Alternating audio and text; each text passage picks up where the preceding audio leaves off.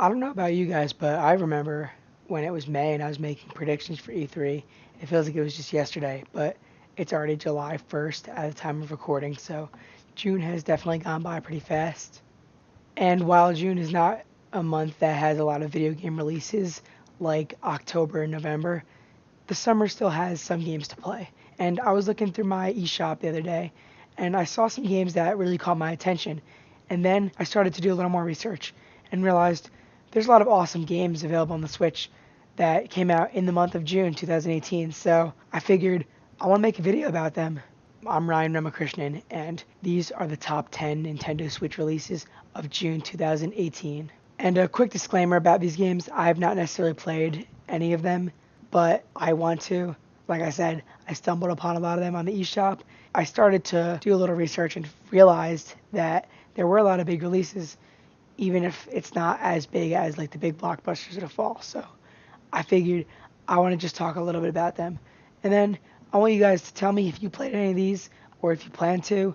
And if you guys want to see me talk about games for the other months, maybe like Switch releases of July or just any console, any platform. So without further ado, let's just dive right in.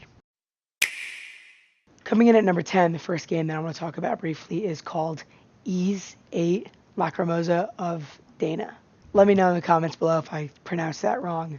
So Ys 8 Lacrimosa of Dana is a JRPG, one that I know I'm not going to play, full disclosure, but I know that Ys, I believe that's how you pronounce it, has a really big following. People are really into this series, and a lot of gamers, especially Switch players, really love JRPGs. So I'm watching this trailer, and I'm thinking this is not really for me personally, but I totally get that it is a series that people really adore. Like I said, it's got this big following. I respect it. I might look more into it. I'm probably not going to play it, but it looks like it's got a lot of good content for fans of it. This game has already been out, I believe, so this is a version with like a lot of DLC in there, and it's like a really big action RPG, so for fans of that, I think that's awesome that the Switch has that available right now. The ninth game is Limbo. When you think of classic indie games that really got that idea of a small developer releasing a game that people care about, you think of Limbo. That is a really good game. It's been around for a little while now, and I played it as recently as last summer, if not even later, on my PlayStation 4, and played it again on Xbox One, and I actually might pick it up again on the Switch. It's kind of a good game to play on the Switch because something about the platform sort of speaks to me when it comes to platformers like this, and I really like Limbo. I think that the story is told in such an interesting manner because it's subtle, it's low-key. It's low-key, you can sort of decipher it yourself, and it's a really cool game. It's atmospheric as anything. You're left to sort of decide what's going on, and the puzzles are clever, and platforming is really good. And I think that a lot of people have already played this, but if you haven't, it's definitely something that people need to experience just once, or like me, a third time.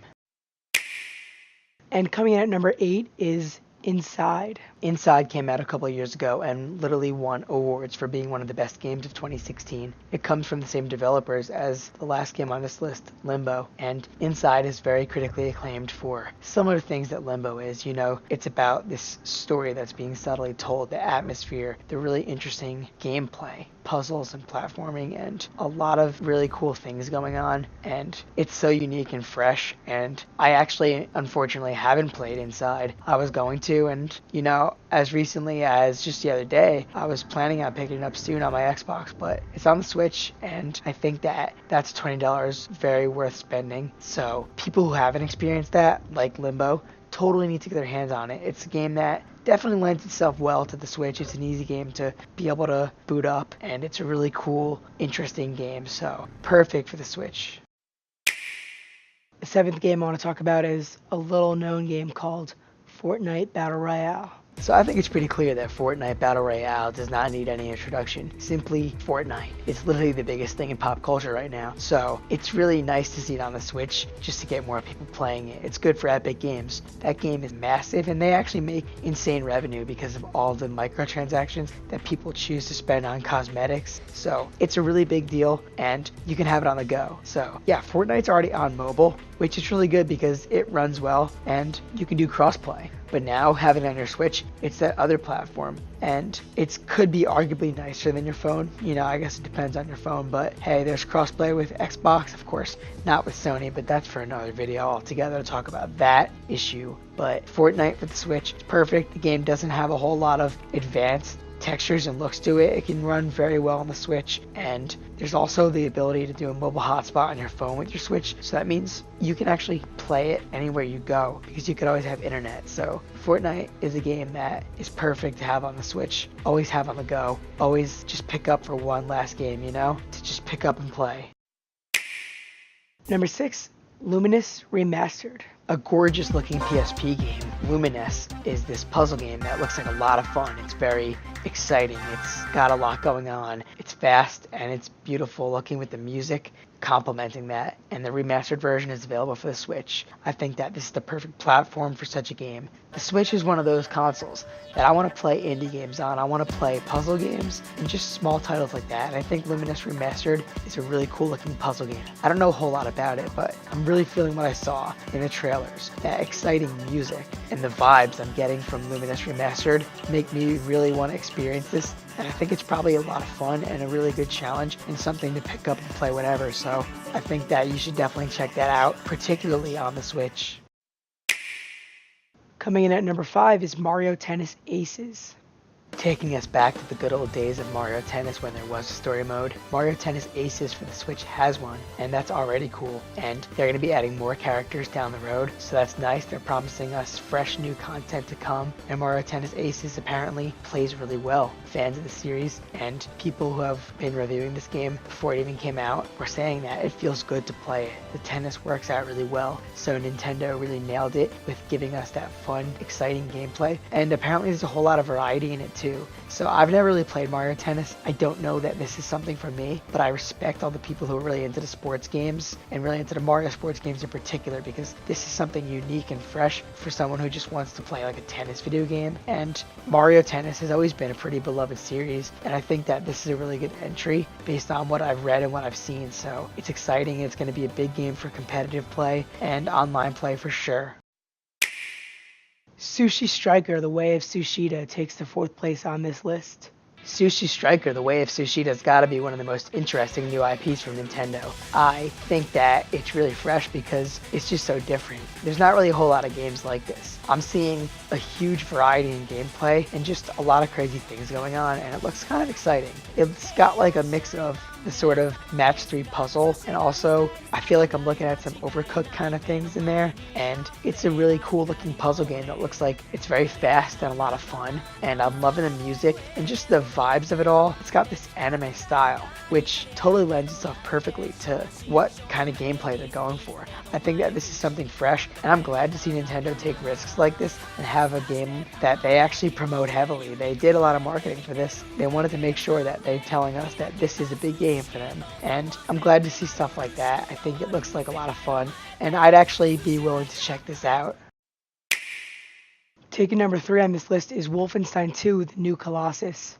It is awesome to see Bethesda's continuous support for the Nintendo Switch. They already released Skyrim and Doom, Fallout Shelter, and now Wolfenstein 2. It's one of my favorite games from last year. I personally love Wolfenstein: The New Order, and Wolfenstein 2: The New Colossus capitalized on everything that was great. This game has such an exciting story that actually has some emotion to it, and it's really interesting to follow. There's a lot of really powerful themes tackled, and it's really crazy. Some of the stuff going on is awesome. The characters are well fleshed out, and the graphics don't look too bad on the Switch version, and it looks like it runs pretty well. It's definitely a game that you want to check out for the story, but also the gameplay, of course. More importantly for some is the shooting. And based on what I'm reading and what I'm hearing, Wolfenstein 2 on the Switch does play pretty well, especially with like a Pro controller. So the first person shooting is high octane, it's fast and intense, and I absolutely loved it when I played it on my Xbox One last year, so it almost tempts me to buy it again.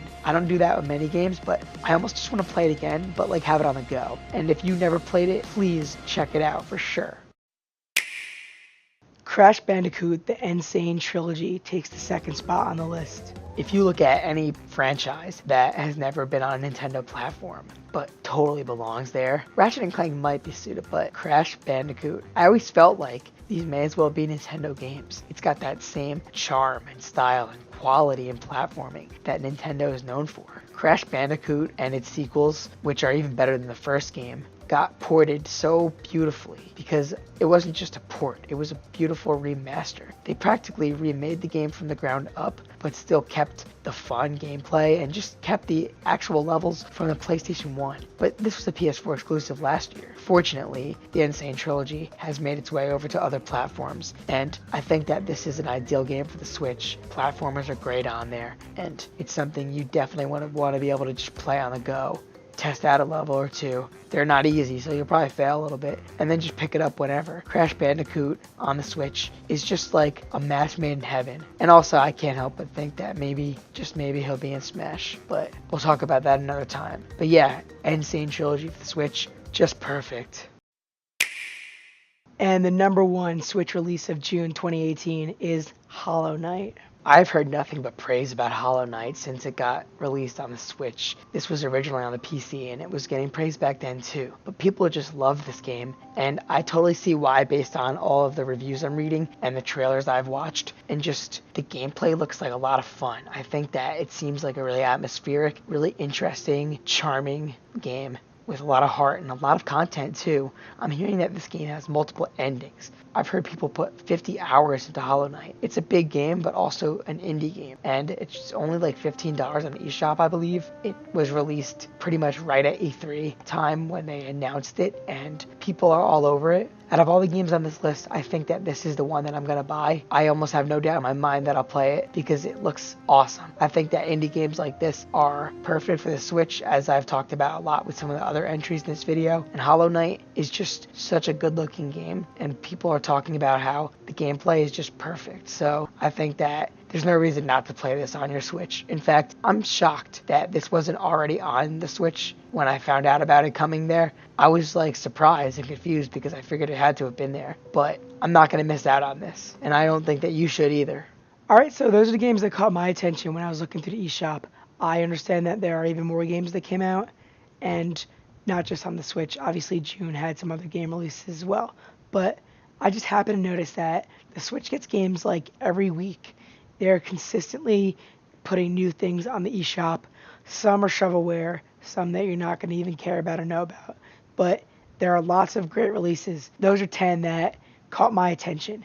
But I want to know what games you played on the Switch in June, and if any of these on this list interest you, whether you played them or you think you might. Thank you guys so much for watching, and until the next video, I'll see you guys later.